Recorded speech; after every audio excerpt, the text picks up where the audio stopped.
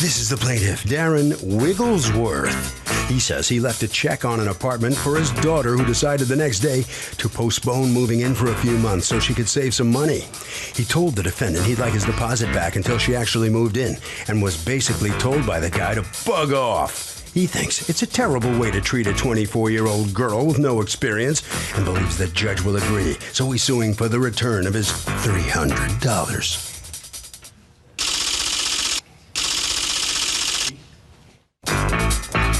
This is the defendant, Kieran O'Brien. He says the plaintiff's daughter came in on 3 different occasions to look at the place, and he had to take off from work each time. She and her dad agreed to give him a deposit so he would stop showing it, and the daughter was all gung-ho to move in. He's sorry, but his time and effort is worth something. Deposits are non-refundable, and he's confident he'll get to keep their money today. He's accused of teaching a potential renter a lesson. The defendant has filed a countersuit for $1,670.40 for lost work due to fraud and misrepresentation. Okay, Darren Wigglesworth? Yes. You are suing Kieran O'Brien for $300, a deposit that was given to the defendant in order to hold an apartment that you or your daughter, I guess, decided not to take. Are you the daughter? Yes. And you are? Just sitting here. Just sitting here. Okay. What happened? We went to the apartment the night, and she looked at. I went and looked at the apartment that night, and Had she seen it before you? I don't believe so. So you were just apartment hunting with her? It's not that she was showing you the one she wanted? She was looking for apartments, and I saw when you find something you like and you want me to look at it, I'll come and look at it, Okay, come on make up. sure it's decent. So Had you seen it before? Yes, I saw it the night before. Okay, and then you liked it, so you wanted your dad to see it? Yes. Was your dad going to help you to pay for it? He was going to put down the deposit. Okay, so she wants you to see it, and so you go in and see it, and what happens? You should just stay there. Okay, so we went in, we saw, and it's a nice apartment. It's in the basement, and we looked at it, and we talked to him about it and agreed on it. And I told him I'll leave a deposit so that he doesn't get rid of the apartment.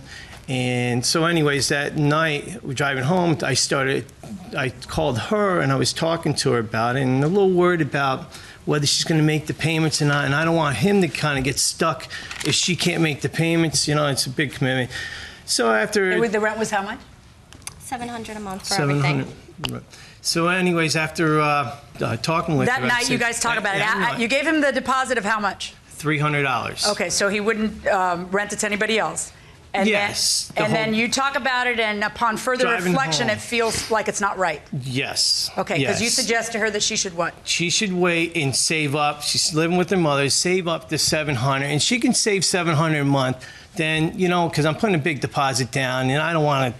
Lose it. I don't want him to have the problem. Well, you don't want to have a problem either. It's your deposit. You don't want her to be evicted. Correct. Okay. So, and I know it's a big deal. So I talked to her. So she said, I told her, you got to call him up and explain to him, you know, we can't do it. And that's how I left it with Erica. Now, Erica called him up. And what happens when you call him up, Eric? I called him up and I told him that I discussed it with my dad and that we're not going to take the place.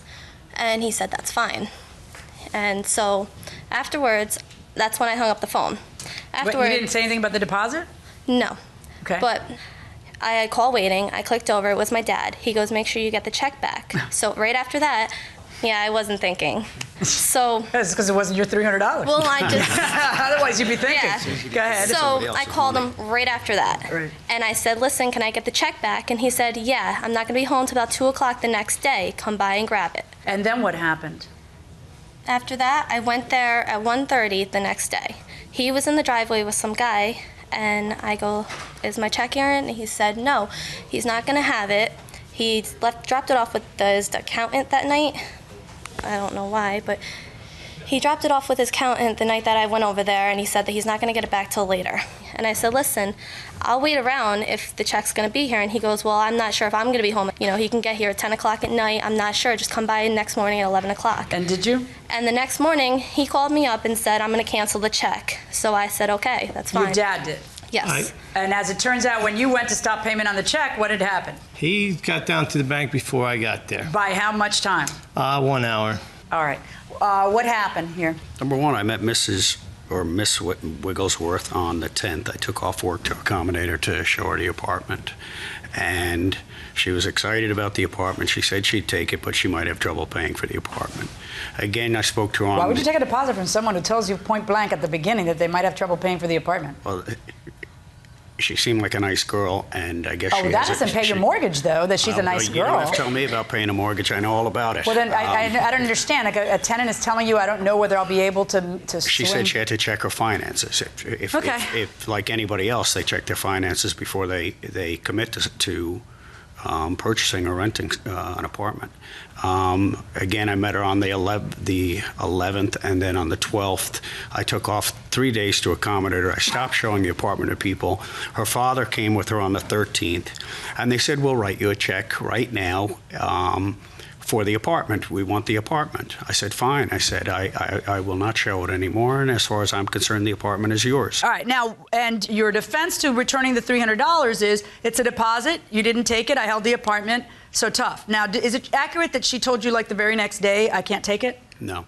How many days later, according to you, was it? Well, it was the next day, the following evening, I believe. Okay, so it was like 24 hours? Something like All right, that. and is it accurate that you told her that you would, in fact, return it? So she changes her mind less than a day after she gives her the deposit. Does she get her money back? No. Why? You sign a contract, you sign a contract. What do you think? I think she should get it. It was less than 24 hours. Final word. Yes, but she did sign the contract, so it should go through the way the lease reads. I think she's a bozo going inside the courtroom. If you give somebody a deposit on an apartment and you don't show it to other people because you're under Okay, but that's different. That's you're arguing now the merits of your defense. And what I'm asking is just, is it accurate that she testified that you sort of strung her along that next day and kept saying, I don't have the check yet, my accountant has it, No. I'll have it this afternoon. Did you ever tell her that you would, in fact, return the check? No. So you told her that same night when she called, she said, can I have my check? And you said no. Her father called me up and started threatening me on the phone. How? How did he threaten you? I'll kick your, for lack of a better term, backside. I'll come to your house. I'm going to come after you. I'll do whatever you have to do. Really? And what did you say to him? I told him straight out, if you come on my property, I'll blow your head off with a shotgun. Lord, the two of you look so civilized before the last 20 seconds of testimony. There's a no trespassing sign on my property, and if somebody comes on my property, I'm entitled to defend it, especially after being threatened. Did this discussion really take place? Did you tell him you were going to kick his behind, and he'd tell you that he was going to shoot you and blow your head off? He threatened to shoot my head off, correct. Did you threaten to go over there and kick his behind? I told him I want to come over and get my check. No, did you say what I said? That I'd kick his butt? No, I didn't. I said I want to come over and get my check, and he said, you come on my property, he's going to blow my head off. And I said, okay. Here's the deal. Oh, you have a counterclaim for $1,670.40 for what? I took 4 days off to accommodate Miss Wigglesworth, and I don't manufacture money, and I'm already Well, what do you do that you get paid $1,670 for 4 days? I probably work as hard as you do, Your Honor. I'm sure you do. What do you do? What's your profession? I'm a union member. A union member. I know you're making that That's the beauty of unions. What is your craft? What is your... I'd rather not say what union I'm in. Okay, all right. I think that's irrelevant. irrelevant. That's fine. All right, here's the deal, though. Why would you be entitled to keep more than the $300? Why would I ever order them to pay you $1,670? If you were a heart surgeon, okay, who had to show his apartment in order to rent it, would she have to pay you $10,000? I mean, that's just silly. No. If you're entitled to anything, it's what your original plan was, if you which really is... like my response to that, if you make an appointment with a doctor and you go to his office and you don't call to cancel that appointment, absolutely, they charge you for their time. That's right, now, because you made an appointment with a doctor to use a doctor's is as important as a doctor's time. And not with a landlord in whose interest it is to rent out an apartment. Who's to decide the doctor's more important than I am? Let me ask you this, if she had decided that she wasn't going to take it, and you went 4 times to show it to her, and they said, it's not right for us, would you send them a bill for the $1,670? No, what I would do is, though, if somebody gives me a check as a deposit and commits to taking the apartment and then decides that they have changed their mind, my time is important as anybody else's. That's not the law, and you're not going to get that. However, right. Stop talking. However, he is right. You can't hold an apartment and say, take it off the market, don't show it to anybody else. And even if it's really soon thereafter, whether it's 24 hours or 48 hours or 2 weeks or whatever else, change your mind and not expect a consequence. There is a consequence. I think it's great that the two of you had that discussion. I think that part of why we're in the mess that we're in this country is because people live beyond their means a lot and have been for a very long time. I think it's very responsible that you had the discussion. I just wish you'd had it before you handed over the $300. That's what would have made more sense, because there's a purpose behind the $300. And the purpose is that he take it off the market. You see? So taking it off the market costs you something. That is like a little separate contract between the two of you. And what a judge has to do when there's not a little piece of paper that says refundable or non-refundable, a judge has to look at the circumstances surrounding it and see what makes sense and what should have been the intent.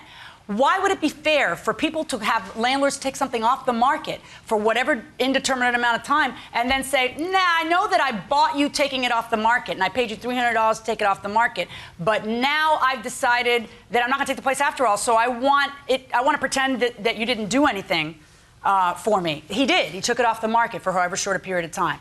Under these kinds of circumstances, it is non-refundable. So you do, on your claim against him, 0, on his claim against you, 0. Good luck, folks. Thank you, Your Honor. Kidding me. Well, here comes the plaintiff coming out of the courtroom. Come on over here, and Mr. Wigglesworth, tell me what's your reaction to the outcome here. You looked a little ticked off after the decision there. You're talking 2 hours time differences that we made the phone call back. He took it off the market for 2 hours. I mean, for $300 loss, that's ridiculous. It's just... And as you were walking out of the courtroom, were you still giving it a look, staring at him, giving him the eye? Is that what you... Sure. For what? What are you trying to do there? I got a problem with it. With him? Oh, absolutely. Well, you able to put this... Okay, you had your day in court? It's not going. All right, yeah, you had your day in court. Went the other way, so that's it, right? No, it's not it. All right, right this way, okay? All right, so come on in here. How are you? Step in, I'm good. Step over here. Tell me what's your feeling on this whole thing now? I'm delighted. There's justice in this country. The landlords are considered evil. If you give somebody a deposit for an apartment and they take it off the market, you're entitled to keep their deposit. Okay, that's what you got, but you didn't get your time spent, days missed to work. That's part of a landlord's cost of doing business. I'm willing to give up 4 days' work to come in here and win a court case. Mm-hmm. It's worth it to me. Mm-hmm. Yeah, are you done with this as far as you're concerned? Because he seems to... As far as I'm concerned, I'm moving on. I moved on the day after I met him. All right, let's move on to Harvey. Okay, by the way, Kurt, threatening to shoot somebody, it's a crime, especially if there's evidence that it was a real threat. And that will do it for this case. Litigants for the next case on the way into the courtroom right now.